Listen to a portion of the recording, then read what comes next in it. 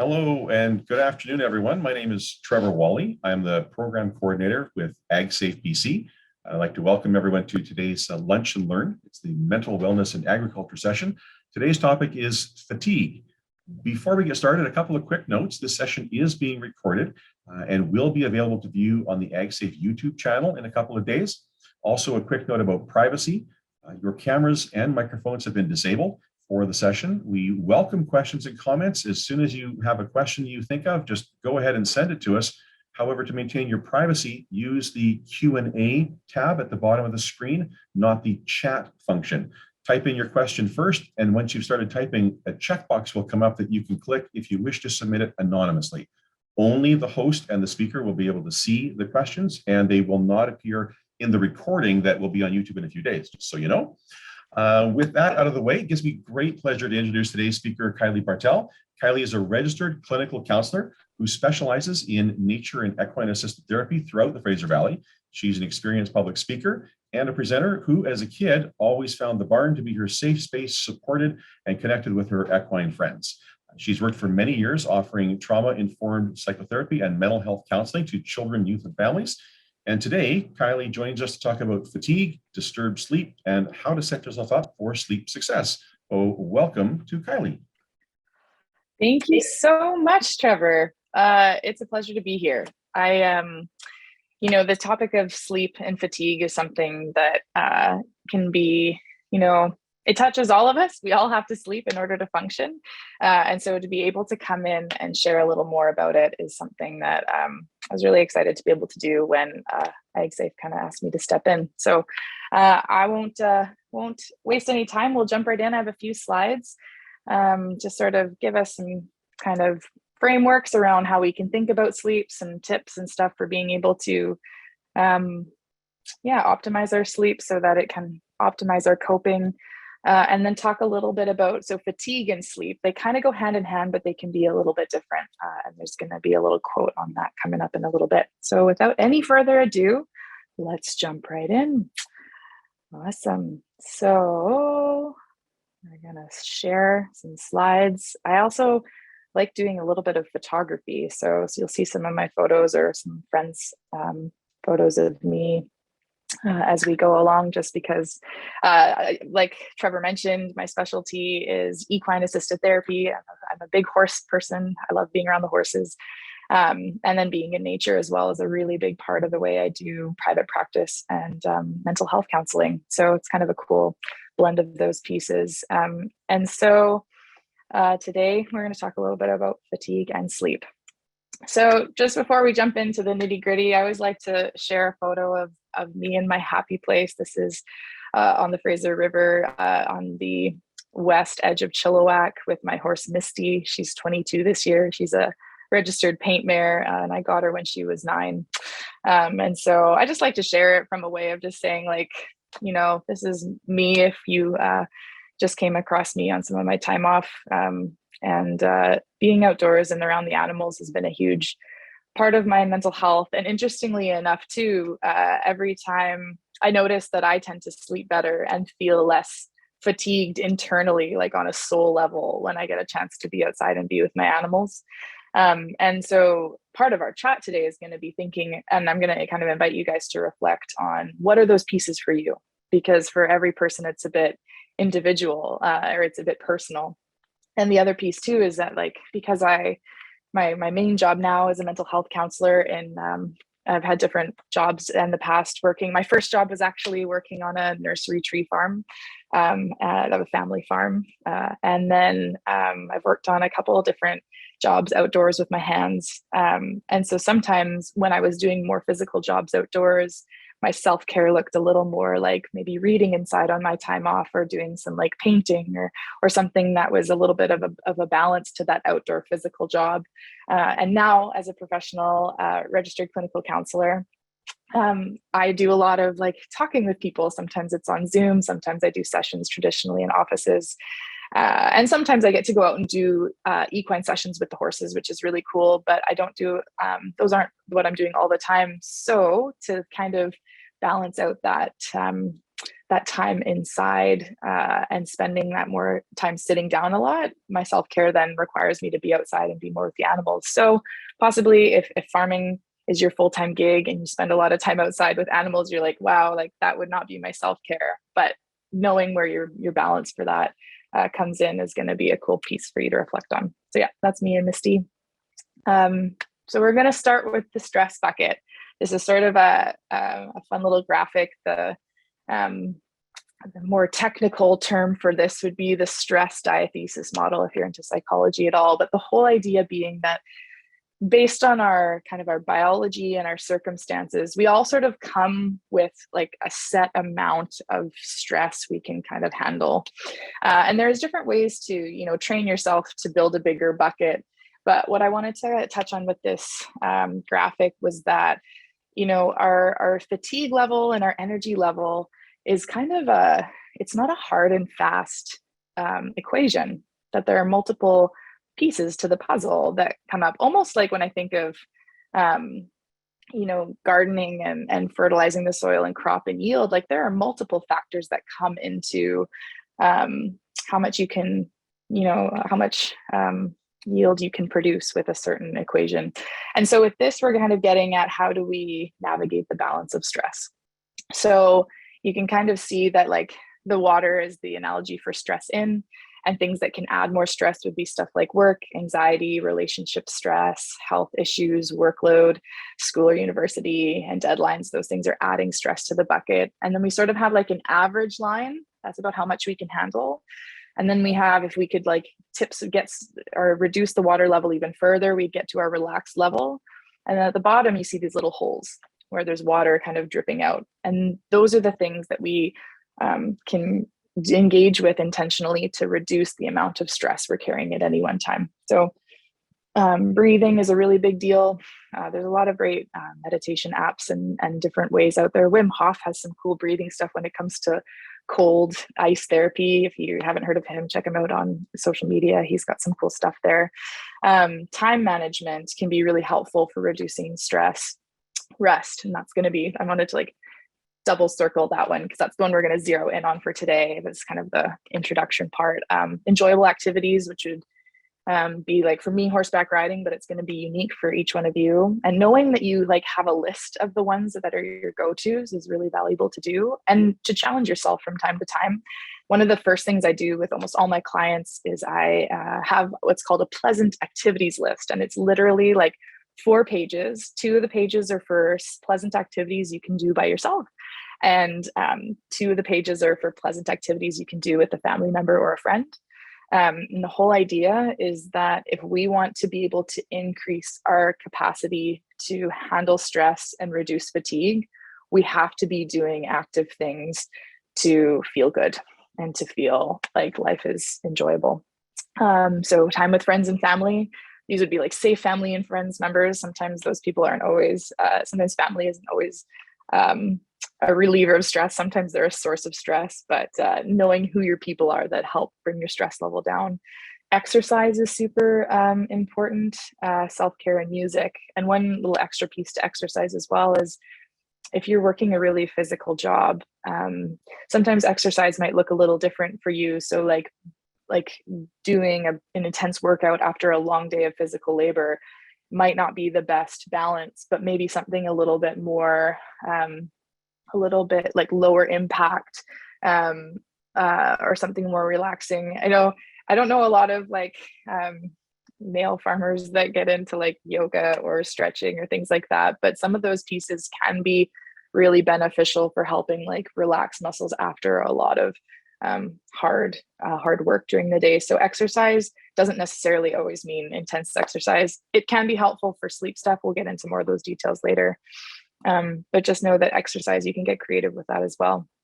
And so our whole hope with this talk is to kind of think a little bit about what are the things that are contributing to your stress and fatigue, and what are the things that we can start doing to pour some of that water out of the bucket. And I would say too, like the holes at the bottom are like relieving like reducing our water level kind of slowly and all the time. And that would be kind of like our coping skills. So when I'm working with counseling, particularly, I'm going to add this little piece. So when I do trauma processing with people in counseling, I think it's an important note to add, just because of, we're in March of 2022, and there were some very catastrophic floods that hit the lower mainland in November of 2021, and they personally impacted me. I wasn't able to get home for at least a week, and I was actually stuck on number 1 highway when it disappeared underwater by Whatcom. So some of these pieces really hit home for me when it comes to navigating stress and how those impact our sleep and our fatigue level. And so what I wanted to add on that note was that, like, when I do trauma processing with clients, there's kind of 3 phases. And the first is just safety and stabilization. So it's almost like if I were to equate going through an emotional trauma, like that kind of a disaster, with like a physical trauma, like having maybe getting in a car accident. When you initially get to the hospital, sometimes, depending on what kind of shape you're in, it's actually more of a threat to your life to go into surgery if you're not stable enough. So sometimes they'll like put you in a medical induced coma to stabilize your body so that you can have enough safety and stabilization to survive the surgery. And then we go and try and figure out how to fix what's really been traumatized or broken through trauma. So when I do emotional trauma work with people in counseling, our first stage is always safety and stabilization, which is like coping skills, self-care skills. Like, is there enough stability in your world to dig into some of this stuff, or are we just in survival mode? Because it's actually like not helpful. It's actually almost unethical to start like pulling open trauma if there isn't enough safety and stabilization in your world to like support that's emotional surgery, so to speak. So what we're talking about today is primarily building some of that safety and stabilization, because we're like 5 months post a pretty big disaster in this lower mainland area. And it's a really important piece if you want to be able to like move through and go forward. So safety and stabilization is phase number 1. Phase number 2 is your trauma reprocessing. So there's a couple different therapies that you can approach it with different things. EMDR is a really common one for trauma processing and working with PTSD. It's like using eye movements to reprocess trauma. Just similar therapy to EMDR called OEI. That's one that I tend to use quite a bit. It's also using eye movements to reprocess trauma. Lifespan integration is another really effective one that we found. Sensory motor therapy. Like, there are a lot of different counselors will have different go-to trauma therapies, but it's specifically focused on trauma processing. So it's safety stabilization phase 1, trauma processing phase 2, which is like helping change the messages that you had to sort of use to get by in that traumatic situation, and then build in more resources and build in new pieces of information to help you feel less overwhelmed, less powerless, and less alone. And then once those kind of new insights and reprocessing happens, then we take that new knowledge, and the third phase is integration into your outside life. So we do that in the therapy world, and then we figure out how do we make sure that those new resources can be translated into your everyday world, that you can sustain those outside of counseling. So just wanted to make that little side note, if that's at all of interest to you. Why sleep and fatigue is a really important topic, because we're going to talk about that phase 1 today. So on to the next one. I like to make sure kind of at the start too, like, why is it important to be paying attention to our sleep and our fatigue level? And it's because these things are kind of our warning signs a lot of the time. There's a really awesome book on trauma called The Body Keeps the Score by Bessel van der Kolk. And this whole idea that, sometimes we experience physical symptoms or physical red flags that we've experienced trauma. Like, those are the first things we notice before we really notice the thoughts or feel the feelings, or sometimes they come all at once. But our physical symptoms are something that's really important to pay attention to. So if we look at the symptoms of burnout and depression, the very first symptom on the list that I usually screen for when I'm working with clients is sleep disturbance. And a lot of times people don't make that link, that my sleep disturbance might be connected to burnout. Fatigue would be in there as well, and depression. And then some of the other symptoms that are just important for people to know, that this is like significant and paying attention, something to pay attention to, and possibly something to get a little bit more specific help from. So if you're ever experiencing reduced interest in activities that you've previously enjoyed, that's a red flag that you want to pay attention to. You have feelings of guilt or self-blame, decreased energy or fatigue, difficulty concentrating, changes in appetite, slowed physical movements, like you just in general are just like going through life a little bit more like checked out and just like, fumbling for things or dropping things more often. Hyperactivity is the flip side of that. Like in burnout, like it's sometimes like we're just scrambling, trying to keep it all together. And suicidal thoughts is a piece there too. So if any of those are coming together for you in your experience, I would just encourage you to notice them as red flags and then talk to someone that you trust, whether that be a friend or like just start kind of like getting curious about if there's something there that needs some help and some support. So we're going to talk a little bit about what sleep deprivation does to your body. So some of the basic stuff, and this is actually one thing I'll add as well. So I do trauma-informed counseling and I work with mental health, but I'm also really interested in peak performance and mental flow states. So there's kind of like, for humans, the side of just surviving hard stuff. That's a whole kind of deal, and coping with difficult challenges. That's a whole like process in and of itself.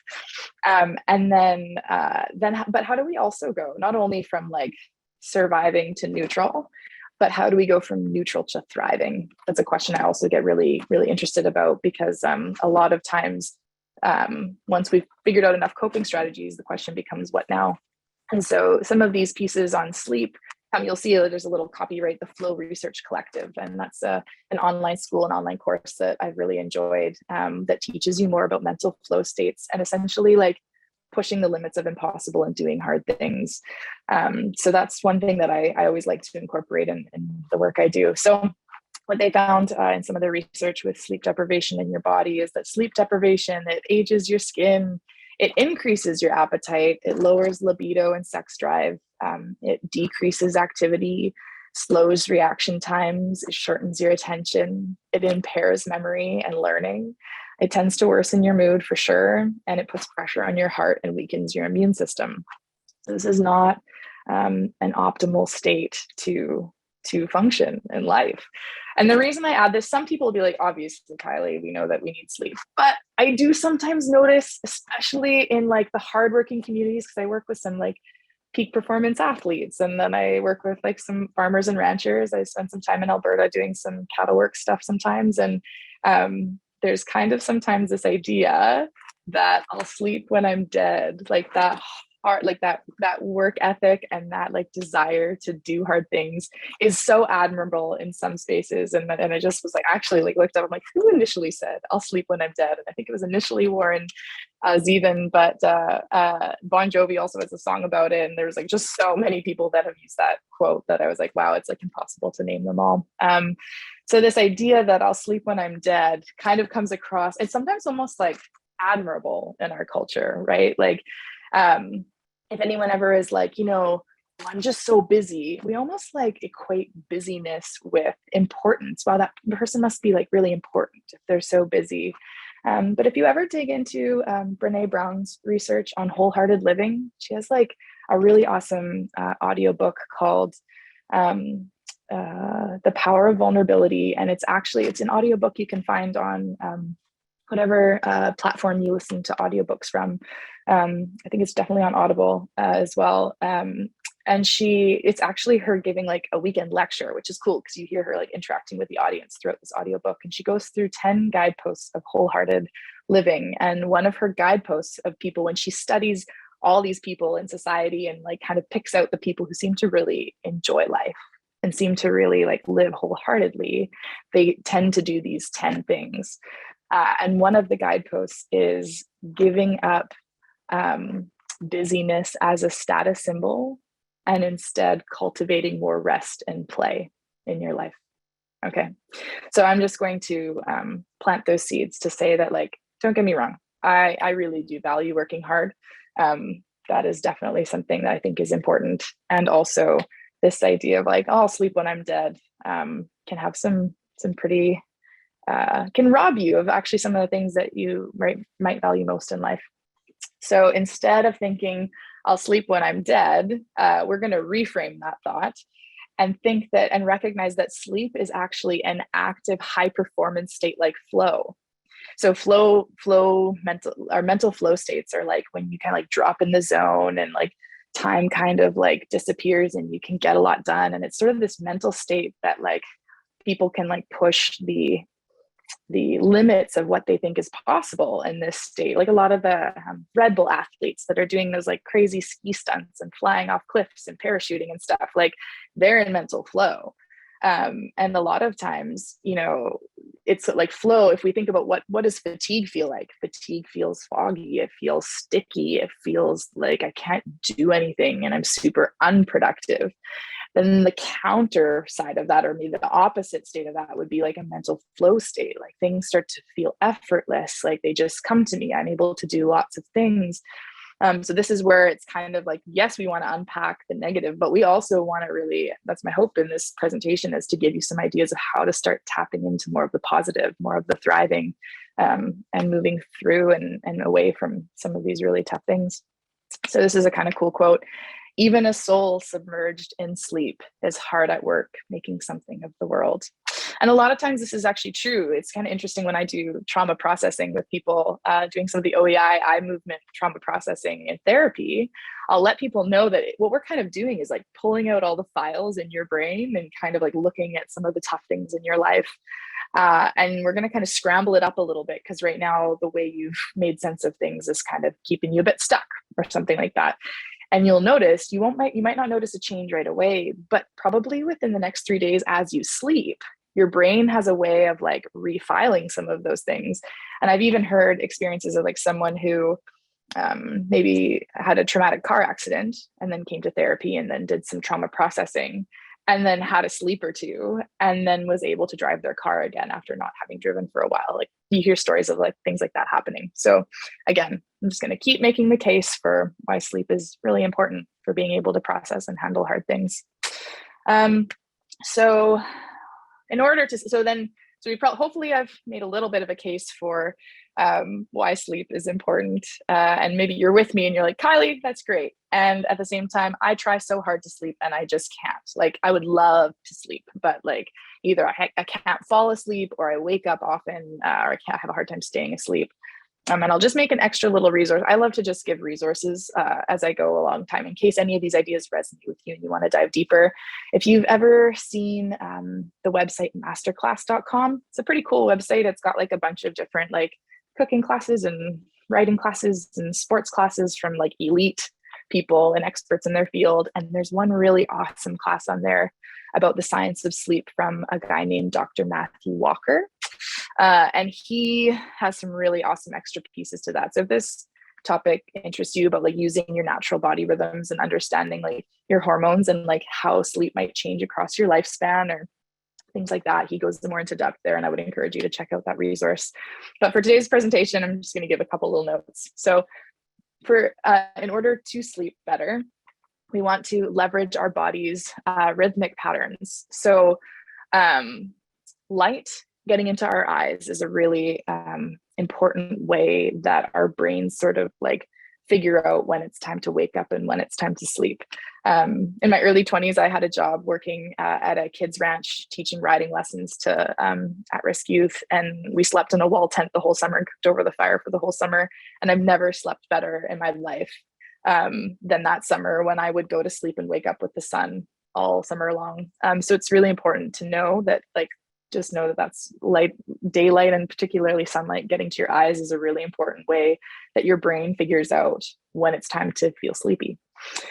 So when it comes to waking up, ideally within the first hour of waking up, especially when we're adjusting to things like time change, like we just had our spring ahead time change here in the West, you want to try and get sunlight either through a window or walking outside or going for your drive or something to your work or something. You want to get sunlight coming into your eyes within the first hour of waking up, because that's going to help bring up your arousal and your brain's way of telling it to wake up.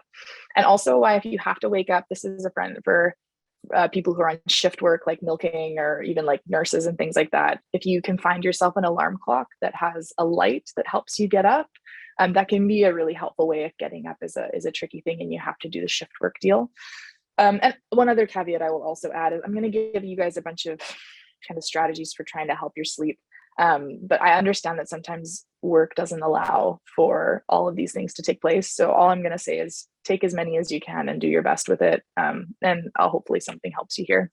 So in the early part of the day, you want to have your accelerating activity. That's where you want to be doing ideally more physical work, things that kind of like ramp you up or get you going. That's kind of, you want to start your day with that. And then if you can add tasks in your midday or like afternoon that are like maybe a little bit less intense, or like some of the, I don't know, some of the things that might be a little easier, that's really, really valuable. And then sometime between 6 p.m. and 10, this is just for an average sleep cycle, like hopefully we're getting to bed around 10 or 11 p.m. You want to like actively think about winding things down. It's actually really interesting for some of my clients that have a hard time with sleep. If you ever have like a gas fireplace or like an outdoor little fire pit, if there's a way to dim your lights and watch the fire a little bit before you fall asleep, that can be a really helpful way of like triggering your brain that it's getting time to sleep. And then when we go to sleep, it's interesting. The first part of our sleep is where most of our body does most of our physical repair. And it's the second part of our sleep where our body does more of our psychological repair, which is why it can be so tricky for some of us who struggle with, like, maybe you can fall asleep okay, but you wake up early, how that can actually have a really tricky impact on your coping, like your emotional and psychological coping. So this is like, and the other thing, if you are more interested in this topic too, the Flow Research Collective, there's a full course that I learned a lot of this stuff from too. So that's available to people if you want to search that up as well, or you can reach out and ask me more questions. But I'm going to just kind of give you again Cole's Notes version of this stuff. So there's sort of the 80-20 of sleep optimization. Here's the kind of like 10 kind of tricks that they would recommend you think about. So timing simply means try your very best to get at least 8 hours of sleep. And you'll kind of know, some people are okay with 7, some people need 9, like there's kind of a range in there depending, that's kind of on each person. But if you need 8 hours of sleep, plan for having 9 hours in bed. So the idea that like you have actually a wind down time and like a wake up time, so that it's not just like, because there's kind of that being able to fall asleep on either end. Tracking is simply like, pay attention, like what gets measured gets managed. So notice things like track when you're going to sleep and how much you need and when you feel rested. And if you ever get a chance to figure out like if you wake up before your alarm, like just notice those things. Do you ever feel like you get that much sleep? And I feel for young parents when this isn't, again, it's not always feasible, but again, I'm just kind of giving you the ideal, and we're trying to figure out how to get as close to that as possible. Cold. We tend to, like, humans usually sleep better when it's a little cooler. So around 18 degrees Celsius or 65 degrees Fahrenheit, that's sort of an optimal temperature. So try to keep things a little cooler, and that'll help you sleep a little longer. Dark is super important. If you don't live in a dark place, blackout blinds, curtains, or a mask can be a really helpful tool for that. Food is important. Try not to eat for 2 hours before you go to bed at a minimum, which that just helps reduce indigestion and acid reflux. So it's not fun to wake up with yucky stomach stuff. So trying to stop eating at least 2 hours before you go to bed is a really good idea. Power down intentionally. So this is going to be about like cell phones and other things like that. But you also want to like unwind and specifically slash your cognitive load. So cognitive load is like all the things that are like the load of different tasks that are on your mind. And another thing that's interesting, a lot of times if our physical space is cluttered, it's either a reflection of a high degree of cognitive load, or your physical clutter is adding to your cognitive load. So a way to reduce cognitive load is to tidy up your space as best you can, and then maybe like write a list of things that you need to do tomorrow and then put it away and say, I'll come back to that tomorrow. So like trying to help your brain let go of some of those things that it's spinning on. And then if you can, make sure your electronics are on do not disturb, unplug them or put them away if at all possible. Sometimes I'll even shut off my Wi-Fi because there's just something about like not having access to stuff that just helps make everything a little quieter and calmer. Fluids, try to cut back on fluid intake pre-sleep so you don't have to wake up and pee in the middle of the night. That's super helpful. Noise, try to limit noise. You need it to be quiet. White noise is okay, and earplugs if needed. Exercise, you always want to exercise is really helpful for improving sleep, but try to make sure you don't exercise 3 hours before bed, because it also, exercise will give you like a boost of like adrenaline and energy and things like that.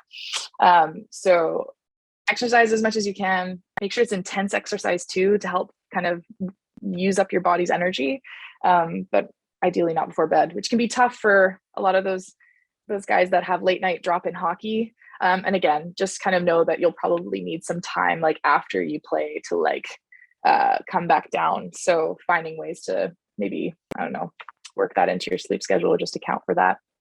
And then this is a tough one. This one is always interesting for me. But I'm just going to say it and just know, again, it's a do your best scenario. So when it comes to substances, try your best to cut caffeine, alcohol, and nicotine at least 10 hours before bedtime, or ideally 12. So if you're trying to go to bed at around 10 p.m., midday or like 2 p.m., like as much as possible, like maybe switch from like iced tea to I don't know, like you can get herbal iced teas or things like that. So less caffeine, less things later at night, just because the half-life of caffeine in the average human adult is over 48 hours, which means that it takes like that long for that caffeine hit to fully dissipate out of your system.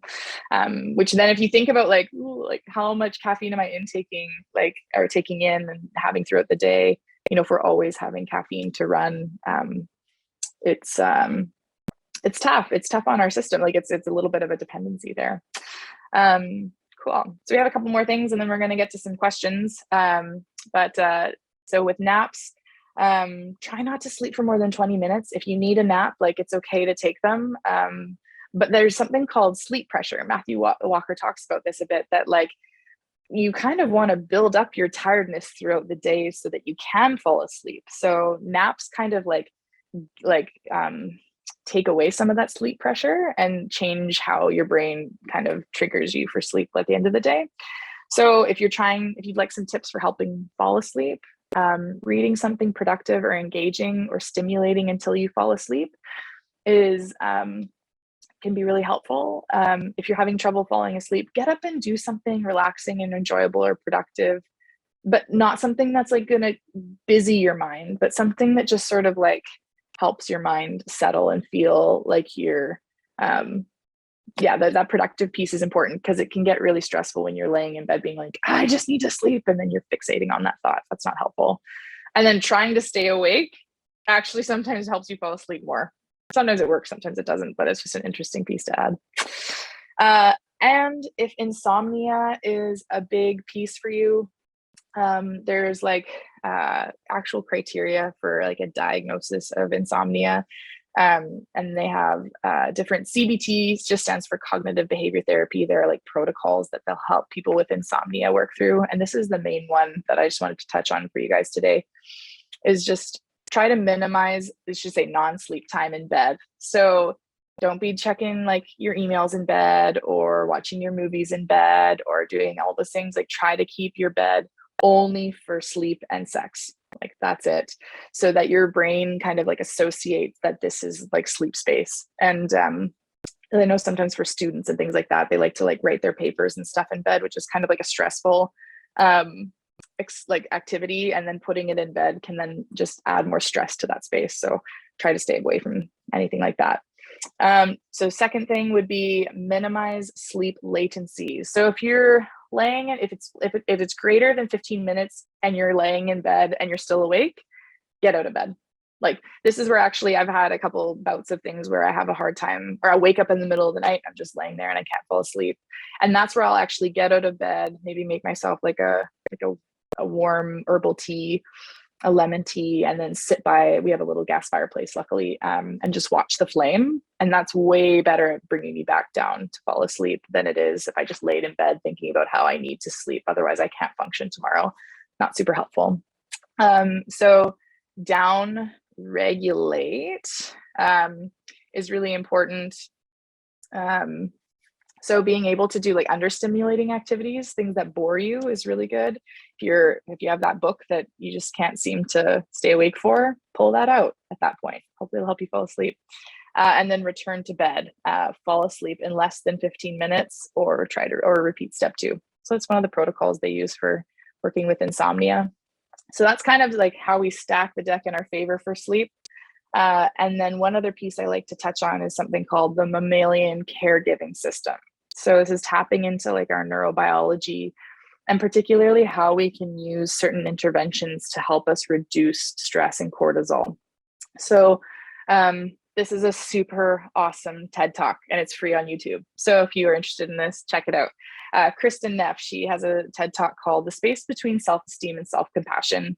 And initially, I actually send this one to a lot of my parents, like my clients who are parents, and trying to help their kids through some of these conversations about self-esteem and self-compassion. I mean, Kristen has a really unique story. So she's a PhD psychologist. She's done a ton of studies in self-compassion, and she also has a son who's quite autistic, and helping, bring him along through his journey of childhood into adulthood was quite challenging at times. And she talks a little bit about it at the end of her TED Talk. But there's this little section in the middle of this TED Talk. So you might listen to this TED Talk and be like, what? But she just has a little section in here that I thought was quite profound. And the idea is that, like, as mammals, we are born quite immature. So our system had, like, horses can like get up and run within like a couple hours of being born. And like, as human babies, like, we can't walk for ages. We're completely dependent on our caregivers for a long time as infants. So our systems had to evolve in a way that infants wanted to stay close to their mothers in order to stay safe, because we're just so vulnerable for so long.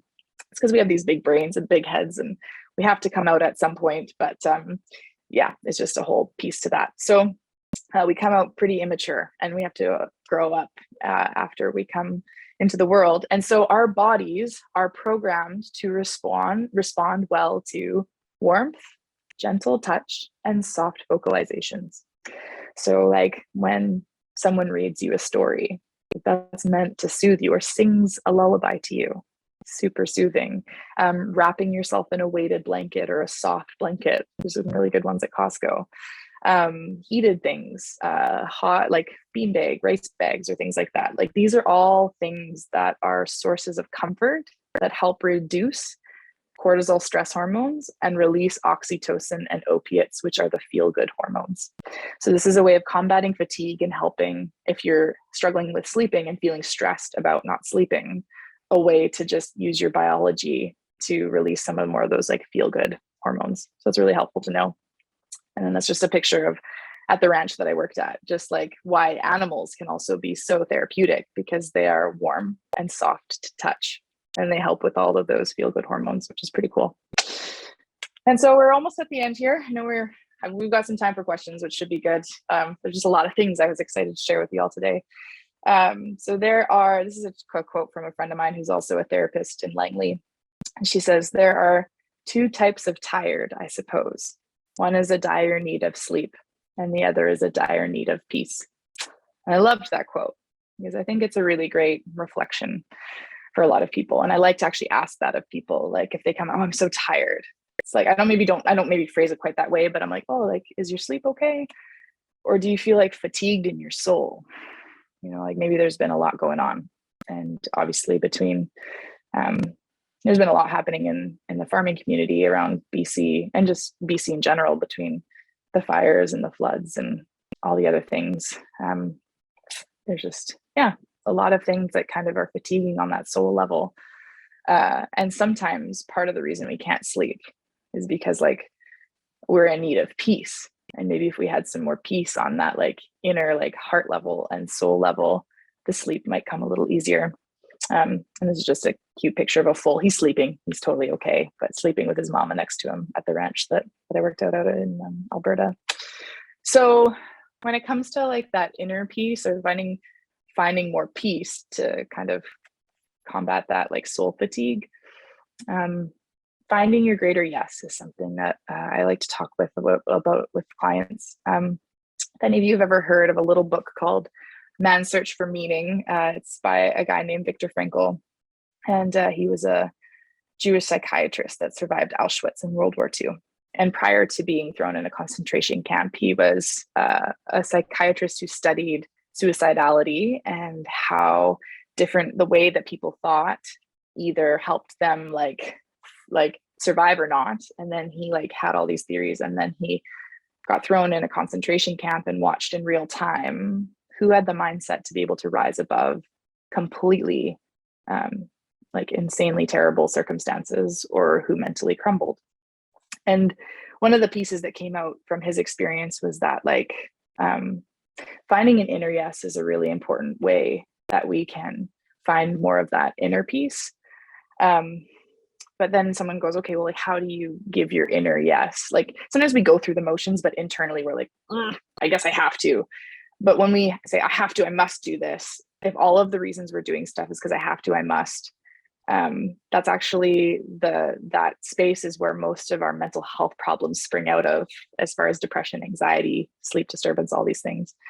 So what we want to find is an inner yes, like, I like to do this, I get to do this, I get to see my family every day at work, or I get to work outside with my hands, I'm so glad I don't work in an office. Like some of these like inner yes things are really important to remind ourselves of. And then you might ask, like, well, how do you find an inner yes in a concentration camp? Like, I have to get up and work. And this is where finding your greater yes is really important. So for Viktor Frankl, stuck in the concentration camp, like nothing inside of him wanted to get up and work for the Nazis. Like it's pretty terrible. But two things were there. He didn't know if his family was still alive. So he wanted to survive the concentration camps to see if his family was still alive. And he also, when he got taken to the camp, he had his life's work in his pocket. Like it was his manuscript. Like he wanted to publish a lot of his stuff. And he said, can I please just keep my life's work, like my manuscripts? And they said no, and they took it away. I think they burned them. And he found like, I don't want to say yes to working every day in the work camp, but I do want to survive so that I can republish my manuscripts and let my life's work be like, carried on for generations. And so his greater yes was like, I don't want to say yes to this thing, but I can say yes to this greater thing that I then can now endure this thing to get to that thing. And so I would just kind of give that as a kind of reflection question to you of like, if you're having a hard time thinking about like how I say, give my inner yes to my day to day right now, because I just feel this big level of fatigue. And what would your greater yes be? Like maybe it's your family, maybe it's your retirement. And maybe a lot of your greater yeses have been really threatened and dismantled by some of the disasters of late. But maybe it's your grandkids, like that connection being around for them, or your community, or your animals. Maybe you have pets.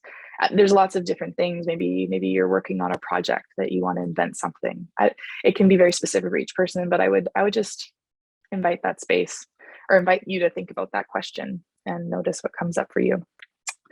So this is a last photo I'll kind of leave you with. It's one of my favorite photos that kind of shows, I guess it kind of demonstrates like it's my image from resiliency in the midst of hard times. It's a little photo I took on the edge of Harrison Lake out here, just past AgSafeBC. And I just love this like picture of this little like determined little sprout growing out of a rock, essentially. Because while coping and all of these things are important,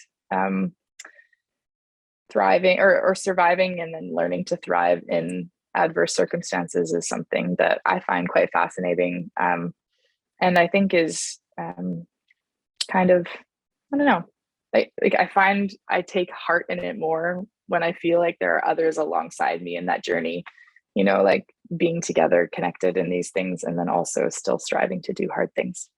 All good stuff. So I will turn it over to Trevor, see if we have any questions. We can go from there. right. Thanks, Kylie. That was some fantastic information. Awesome. Amazing stuff. Thank you so much. No problem. I really like the part about the giving up busy as a status symbol, busy for the sake of being busy. Yeah. It's with a few people that I know, probably myself as well. Oh, totally. I feel yeah. you. That one hit me right in the feels. I was like, Yeah. oof, yeah, I resonate with that. Yeah. So we've had a few questions come in, and I just want to start with one. It was from the bucket illustration. Is there any consideration of removing stressors, and how would one do that? Oh, great. Fantastic question. Yeah, that's good. Great question. If it's possible to remove stressors, awesome. That's where a lot of the work comes in around boundaries. So boundaries, whether those are physical boundaries or emotional boundaries, just this idea that the definition of boundaries is just like what's okay and not okay. Like, what do I allow into my world? So if it's possible to be able to say, like, you know what, I just noticed like maybe I volunteered for this thing and I can say no to some of the things that are adding water in the bucket. Awesome. Super great feedback. And there's some really great stuff in that audiobook as well around like, how do you communicate boundaries? And because sometimes we say yes in a moment to something because we feel uncomfortable saying no. And then we resent these other commitments that are like pouring added stress onto our plates. And so one of the mantras I encourage people to say would be like, when setting boundaries, choose discomfort over resentment. So like, if like, oh, hey, can you bake a bunch of cookies for for your kids, I don't know, school class or something, and it's like, you know what, this week doesn't work for me, thanks so much for asking though, and please ask me again next time. Like, wow. Oh, so now instead of resentfully trying to bake cookies and scrambling with everything on my plate, like having a boundary and saying no. Like, it's interesting how sometimes we fear that we're going to get a poor reaction when someone says no, and half the time that people are just like, oh, okay, like I'll ask someone else. Like a lot of times it's not nearly as bad as we think, and then we feel this freedom because now a bit of that water that was pouring in has now kind of diverted into someone else's bucket, so to speak, and maybe someone else has space in their bucket and would gladly take that on. So if at all possible, to practice healthy boundaries and communicating those early and watching that balance, super valuable to think about. And then sometimes people say to me like, I can't take anything off my plate right now, so what do we do with that? So that's where some of these other pieces come in. Yeah, that's great.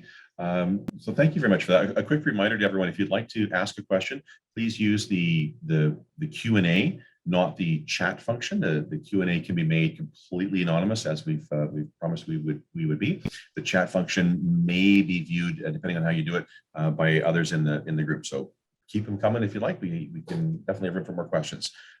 We had another question come in. It was with regards to catching up on sleep.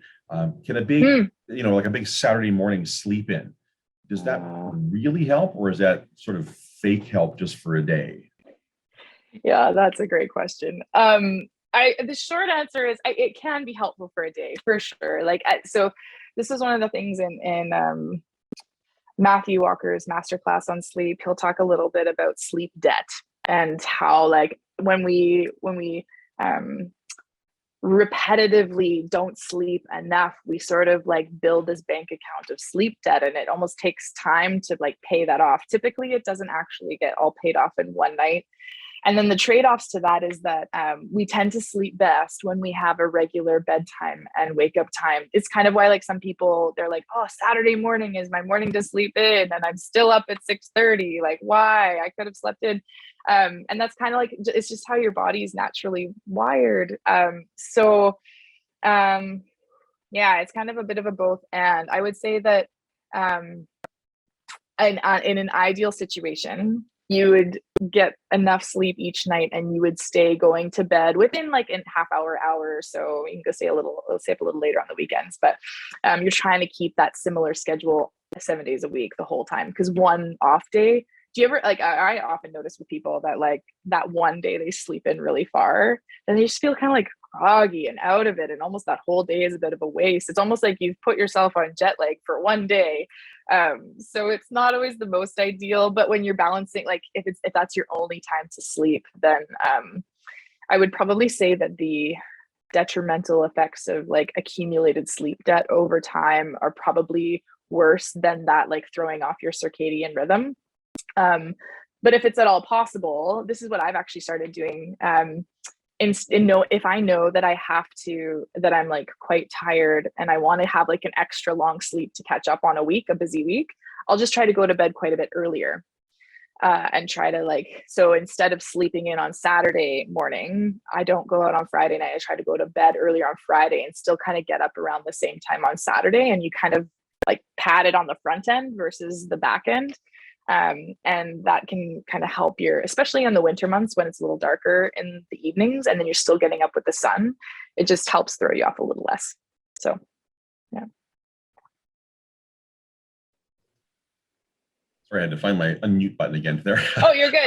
No worries. No, thank you very much for that. That's great. And one more question from someone named Trevor, who's being completely anonymous here. Okay. And awesome. It's about, there was a whole list there on helping yourself reset and the tips and the hints on getting yourself into a better sleep cycle. If you had to pick a top 2 or top 3 to start, start with baby steps. Where would I start the process, considering that there's a whole bunch on that list that a guy named Trevor doesn't always do? Yes, super, super fair. That's a great question. You know what? I do find certain ones tend to like really, really impact specific people differently. My personal answer is that the cold one is always one that I like to make sure I have, because it's one of the easiest to control and it doesn't change the time of your schedule at all. Like just trying to make sure that you have cold. And one thing that I actually would also add to that, so it's fun, it's interesting playing with temperature and the body, because when we're getting into these different states, there's something called hydrotherapy or like water therapy, where you can do contrast baths to like release tension in your body and help make you sleepier or just more like calm, which then helps you fall asleep. And it's like, if you've ever been to a Scandinave spa in Whistler, it's the silent spa, or you might not have ever heard of it, but they get you to do these cycles where you do 10 to 15 minutes in either like a hot shower or a hot tub or a steam room or a sauna. And then you do like a 15 to 30 second cold plunge. So cold shower or cold water, or if you're out in the hot tub and there's snow or something. And so it's kind of like, there's this like, that it's like vasodilation or like relaxing of all the muscles for like 10 to 15 minutes. And then you can track them really quick for a short, brief period of time. And then you have to sit somewhere neutral. So like wrap yourself in like a robe or whatever, and just like chill in a neutral temperature for 10 to 15 minutes. And if you want to do that cycle once or twice, it actually can help really relax the body and help like regulate your temperature to a really nice space. And then if you drop into your cold bedroom, it's like just puts you right out. So these are just kind of like the different pieces playing with temperature. I personally find that one really helpful because usually I'll have a shower at the end of my day anyways. So if I just do it intentionally with that in mind, where I like do a hot, do a little cold, and then do a little like rest 10, 15 minutes, have a tea, watch the fire, or just like, or not have a tea, not too much tea because it might wake you up in the middle to go to the bathroom. But I would say the temperature one, I think is underutilized for people. And also, as much as I love iced tea and I love caffeinated beverages, but I have found that the more I get, the more I like try to stick to that like noon or 2 p.m. or switch to some decaf or something less caffeinated around that time. I just naturally start to drop off there. And it says they include alcohol and nicotine in that too.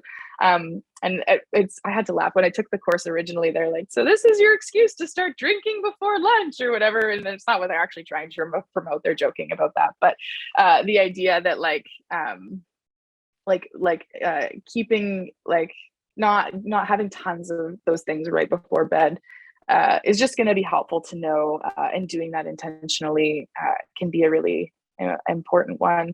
And the one, if I can add a third, the noise is an interesting one, like the white noise piece. So whether it's totally quiet or there's a really great app called Insight Timer that has tons of free meditations on there. And sometimes I find if I'm having a hard time like coming down after a really busy day, For me, like, I don't, white noise is okay, but what I really like is finding someone with like a really soothing, great voice to just like guide me through something. And it's kind of playing on that same like soft vocalizations that help like release oxytocin and opiates, which are the feel good hormones, and counteract stress and cortisol. There's one gal, my favorite one on Insight Timer, her name is Sarah Blondin. She's just got this like very smooth voice, and she's got these little like free, there's like paid meditations you can listen to, or there's some free sample ones, and they range from 8 to 20 minutes. And it's nice because then a lot of times I fall asleep before they finish, and then they just turn off, and then I just wake up, and then I'm good to go. So yeah. The magic of a bedtime story. Yes. Right? For real. And actually, I even had one client, like I was like, oh, like if you're having a hard time falling asleep, like, and they're in a long distance relationship at the time, I was like, get your partner to like read a story on a note and send it to you, and you can listen to it or something, or like, or talk, like and literally like read your partner a bedtime story if that's an option or something. It sounds silly, but when you understand the science of why you're doing it, and then you just kind of commit to it, it can just, at least it gives you something to try. Because I don't know if there's any worse feeling than like laying in bed being like, I have to sleep. And the more you have to sleep, the less you sleep. And then you feel like, I can't even do anything about it. So like having some of these things to do, it can just be really helpful. So, that self-fulfilling cycle is pretty frustrating at times. Yeah. Yeah. Some so great tricky. hints here. Well, we are at the end of our time, and we've answered the questions that came in. So Kylie, thank you so much. This has been a great session. A lot of really good information, a lot of great resources. Just a reminder to everyone that the session that's been recorded will be available on our YouTube channel in a couple of days. So you can check there, or if you really found something helpful here and you want to share it with someone else, you can send them the link to that from the AgSafeBC YouTube channel. And a reminder, if you haven't signed up for the other sessions, please do so. Visit our website at agsafebc.ca and look for the links to the mental health in agriculture sessions. And from there, you can log into or connect to any one of the following sessions that are coming up. I believe it's 4 or 5 still to go. So every Wednesday at lunch, a good chance to come and join us and learn some new things. Once again, we also have a wide variety of health and safety information for farmers and ranchers throughout BC on all kinds of topics, not just mental health topics. That is what we're here for, to help you with that. So on that note, take care, everyone. Stay safe, and we'll hope to see you next week. Thank you very much. Awesome. Thanks.